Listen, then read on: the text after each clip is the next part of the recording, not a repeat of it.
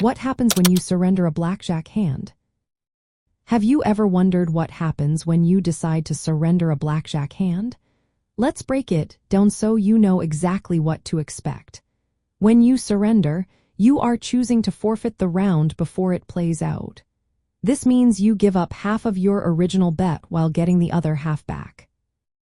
You can only surrender after you have received your initial to cards and have seen the dealer's upcard.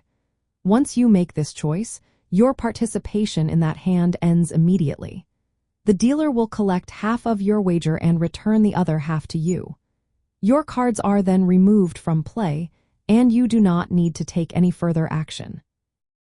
There are two main types of surrender in blackjack: early surrender and late surrender. Early surrender allows you to give up your hand before the dealer checks for a blackjack. This option is more favorable for players because it reduces the house edge by about 0.62%. You can surrender even if the dealer might have a natural blackjack, minimizing potential losses early in the round. On the other hand, late surrender is only available after the dealer has checked for blackjack and confirmed they do not have one. If the dealer has a blackjack, surrender is no longer an option. Late surrender is less advantageous than early surrender because it limits when you can forfeit half your bet. However, it can still be a useful strategy in certain situations.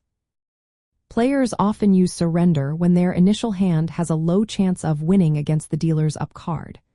For example, if you have a hard 16 and the dealer shows a 9, 10, or ace, surrendering is often the best move. This is because the expected loss from playing the hand is greater than losing half your bet by surrendering. In practical terms, surrendering is a way to cut losses on weak hands instead of risking your entire wager. It is a smart option in blackjack variants that offer it, especially for players looking to manage risk effectively. When it comes to hand signals, players indicate their intention to surrender by making a specific gesture. This can be done by drawing an imaginary line with your finger across your cards or placing your cards face down on the table.